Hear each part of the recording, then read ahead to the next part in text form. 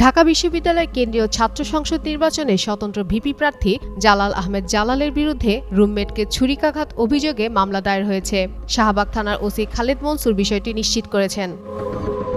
OC জানান, গতরাতে বিশ্ববিদ্যালয় প্রশাসনের সহযোগিতায় জালালকে পুলিশ হেফাজতে নেয়। রাতে বিশ্ববিদ্যালয় প্রশাসনের পক্ষ থেকে মামলা দায়ের করা হয়। বর্তমানে জালালকে রিমান্ড চেয়ে আদালতে পাঠানো হয়েছে।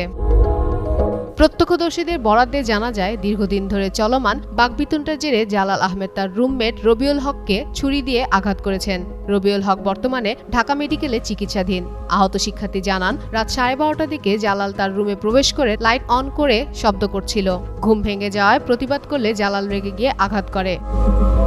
হাজী মোহাম্মদ মহসিনের হলের প্রাধ্যক্ষ ডক্টর মোহাম্মদ সিরাজুল ইসলাম জানিয়েছেন, এই ধরনের নৃশংস কর্মকাণ্ডের জন্য জালালকে হল থেকে বহিষ্কার করা হয়েছে এবং তার ছাত্রত্ব বাতিলের ব্যবস্থা নেওয়া হবে।